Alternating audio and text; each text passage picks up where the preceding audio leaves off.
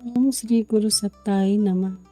गुरुदेव माता जी को हृदय में साक्षी रखते हुए आज पुनः सपने झूठे भी और सच्चे भी साहित्य का स्वाध्याय करने जा रहे हैं, जिसके लेखक पंडित श्री राम शर्मा आचार्य जी हैं। इस जो पुस्तक में गुरुदेव ने हमारे स्वप्नों के बारे में बताया है कि स्वप्न कितने तरह के हो सकते हैं, कैसे कैसे हो सकते हैं, किस परिस्थिति में कौन से स्वप्न आते हैं, कौन से सही होते हैं, कौन से झूठे होते हैं। हम इसी का स्वाध्याय कर रहे हैं। आज डे 16 में चलते हैं। इसके पूर्व कि हम स्वाध्याय स्टार्ट करें, भावना करते हैं कि आज हम हरिद्वार की धरती पर गुरुदेव द्वारा स्थापित DSVV के क्षेत्र में वहाँ बैठे हुए हैं। वहाँ पे इतना बड़ा प्रांगण है और वहाँ पे विद्यार्थियों के पढ़ने की ऊर्जा है और वहाँ पे महाकालेश्वर की ऊर्जा है। उसी ऊर्जा में बैठकर हम ये स्वाध्याय कर रहे हैं।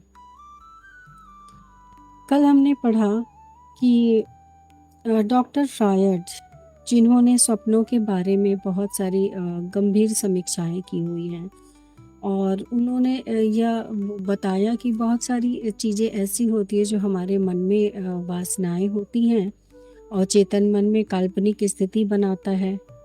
जो मन में हमारी वासनाएं छुपी होती हैं वो उसी का अवचेतन मन जो है हमारे मन में काल्पनिक स्थिति बनाता है और वो स्वप्नों के रूप में आता है। वासनाएं किस तरीके की हो सकती है? भौतिक वासनाएं हो सकती हैं, धन संपत्ति, भोग विलास की इच्छा।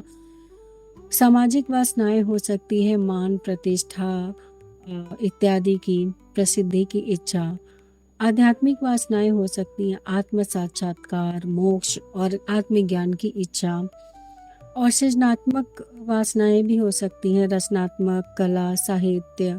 ये सब जब हम ज़रूरत से ज़्यादा उसमें लिप्त होने लगते हैं, उससे हमारी आसक्ति होने लगती है, तब उसको हम वासना के रूप में बोल सकते हैं। कामुक इच्छाएं जैसे शारीरिक संबंध या फिर आकर्षण, प्रेम, इस तरह की इच्छा, ये सब जब एक चरम सीमा पे पहुंच जाते हैं तब वो वासना होती है। अगर हम बहुत ही नॉर्मल तरीके से हर चीज़ को अपने लाइफ में स्थान दे रहे हैं और उसके प्रति बहुत ज़्यादा आसक्ति नहीं, तो वो वासनाएं नहीं।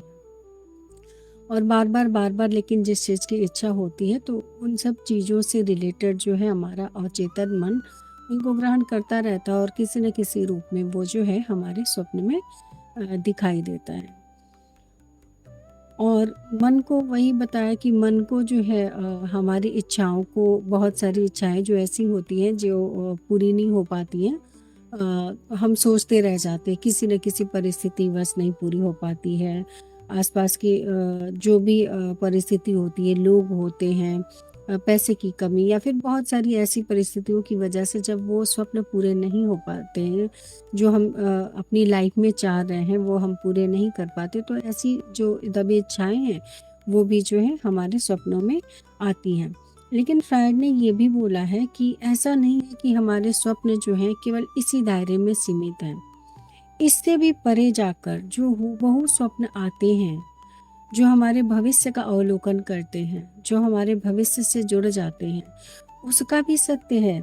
लेकिन उनका रहस्य क्या है? उनका रहस्य हम आगे पढ़ेंगे। जैसे कि उसमें उन्होंने एक एग्जाम्पल भी दिया था कि जब हम किसी एरोप्लेन को या किसी चिड़िया को उड़ते हुए आसमान में देखते हैं, पक्षी को बड़े ही प्यारे लगते हैं, बड़े ही सुंदर लगते हैं, और फिर हमारे अंदर से इच्छा आती है कि काश हम भी उड़ पाते। और ये इच्छा अगर बार बार आ रही है तो ये भी स्वप्न के रूप में आएगा और हम ऐसा देखेंगे कि हम स्वयं जो है आकाश में उड़ रहे हैं। आगे आज पढ़ते हैं डे 16 में। स्वप्न में मनुष्य ऊपर से गिरता क्यों अनुभव करता है? फ्रायड की बुद्धि ही तो थी। बुद्धि तो समुद्र की सतह तक ही की खोज कर ले आती है। फिर प्रश्न का तुक्का मिलना उसके लिए इतनी बड़ी बात थी। फ्रायड बोले, मनुष्य बंदरों की संतान है और बंदर जंगलों में रहते थे और पेड़ों पर सोते थे। उन्हें कभी अच्छा आसन नहीं मिल पाता था तो वे सोते सोते जमीन पर गिर जाते थे। बंदर से विकसित होकर मन मनुष्य बन गया, पर उसके संस्कारों में छाया व पेड़ से गिरने का भय न गया। उसी भय का परिणाम है कि मनुष्य सोते समय गिरने के दृश्य देखता है। हाँ, कितनी अच्छी बात है। हम लोगों ने कभी न कभी अपने स्वप्न में इसको फ़ील किया होगा, लेकिन इसकी जानकारी हमें आज मिली है कि इसके पीछे कितना बड़ा रहस्य है। आज हम मनुष्य योनि में हैं। कि जब भी कभी 84 लाख योनियाँ होती हैं, जब भी कभी हम उस बंदर के योनि में रहे होंगे, तो वो संस्कार वहाँ से आता है कि वो उनको पेड़ पे ही सोना होता है। कोई समतल ऐसी जगह नहीं मिलती जहाँ पे वो सोते हैं। वो मतलब वही पेड़ पे, डाल पे इधर-उधर भटकते और कहीं भी सो जाते हैं। तो उनको गिरने का जो डर रहता है, वो डर हमारे अंदर, मतलब कि इसको अगर कहा जाए कि स्वप्न जो है ऐसा नहीं है कि केवल इस जन्म से रिलेटेड है या फिर अभी की सोच से रिलेटेड है। वो कब, कहाँ, किस जन्म में दबे हुए संस्कार हमारे हैं और वो हमारे स्वप्न के रूप में आ जाते हैं, ये कहना गलत नहीं होगा यहाँ पर। डॉक्टर फ्रायड की बातें सर्वथा निस्सार निराधार नहीं। मन की अपनी कल्पनाएं बेहिसाब हैं और मानसिक कल्पनाओं का महत्व भी कम नहीं है। हमारी ज्ञात अज्ञात कल्पनाएं स्वप्न जगत का सृजन करती हों तो क्या आश्चर्य है। लेकिन स्वप्नों का संपूर्ण क्षेत्र यहीं तक सीमित नहीं। वस्तुतः यह सीमा मनोविज्ञान की है। जो लोग मन की दौड़, व्यक्ति के शरीर से जुड़े परिचित संसार तक ही सीमित मानते हैं, वे अवचेतन मन की भी अधिकाधिक परवेश तक ही मानेंगे। उससे आगे भी मन जा सकता है। जो स्थूल शरीर ने न कभी देखा न कभी सुना, वह भी उसका अनुभव अवलोकन कर सकता है। यह भला भौतिकवादी क्यों मानेंगे। यहाँ पे फ्रायड यही कह रहे हैं कि ऐसा नहीं है कि हमारे आसपास जो चीज़ें हो रही हैं और हमारे मन में जो चीज़ें चल रही हैं आज से रिलेटेड, भौतिक समझ से लेके केवल उसी से रिलेटेड स्वप्न आ सकते हैं। हमारा मन ऐसी ऐसी चीज़ों में भी जाके लग सकता है जिसका कोई और छोर नहीं, जिसको हम सोच भी नहीं सकते, जिसका हमारी अभी निजी लाइफ से कोई तालमेल नहीं, कुछ भी नहीं, कोई जुड़ाव नहीं। वहाँ के भी हमारा मन तो कहते हैं कि मतलब कुछ सेकंडों में ही कहाँ का कहाँ चला जाता है। अगर हम 5-10 मिनट के लिए कुछ काम कर रहे हैं तो ऐसा नहीं है कि हमारा मन, जो अगर हम ध्यान लगाते हैं तो ऐसा नहीं है कि हमारा मन पूरे तरीके से उसमें है। उस 5 मिनट 10 मिनट के ध्यान में हमारा मन पता नहीं 500 बार 500 जगह चीज़ों पे घूम के फिर के आ जाता है। इसको धीरे धीरे एकाग्र करना होता है। तो वही बात है कि हमारा जो मन है उसकी कोई भी सीमा नहीं है कि वो कहाँ तक जा सकता है, और उसका जो अवचेतन मन पर प्रभाव पड़ता है उससे भी स्वप्न आ सकते हैं।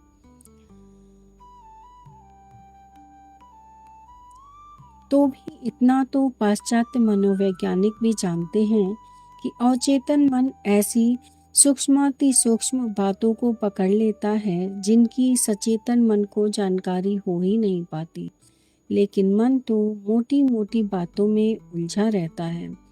पर अवचेतन मन इसी बीच सामान्यतः उपेक्षणीय प्रतीत होने वाली किंतु अति महत्वपूर्ण बातें नोट करता रहता है और उनके आधार पर धारणाएं बनाता और निष्कर्ष निकालता रहता है। इसका मतलब यही है कि मन बहुत दूर दूर कहीं भी किसी भी कोने में आज अगर हम यहाँ बैठे और हम सोच रहे हैं इंडिया से बाहर हम चले गए हैं, इंग्लैंड चले गए हैं, तो वहाँ की बात, हम किसी पहाड़ पे हैं, हम किसी कंदरा में हैं, हम किसी पेड़ पे हैं, कुछ भी सोच सकता है मन। मन तो सोच के वापस आ जाता है, लेकिन अवचेतन मन भी उसके साथ साथ काम कर रहा होता है और उसमें से जो उसको कुछ ऐसा लगता है कि वो उसको टच करती है, वो चीज़ हमारे अवचेतन मन में रह जाती है और वो जो है हमारी धारणा भी बनती है और उसी आधार पे हमें स्वप्न भी आते हैं। आज के लिए इतना ही। गुरुदेव माता जी से प्रार्थना कि आज हमने जो पढ़ा वह हमारे अंदर संव्याप्त हो, हम उस पे बहुत अच्छे से गहन चिंतन करते हुए उसको अपना पाएँ, इस चीज़ को जीवन में उतार पाएँ। जो हम पढ़ रहे हैं, समझ रहे हैं, उसको जीवन में धीरे धीरे धारण भी करते हुए चले जाएं।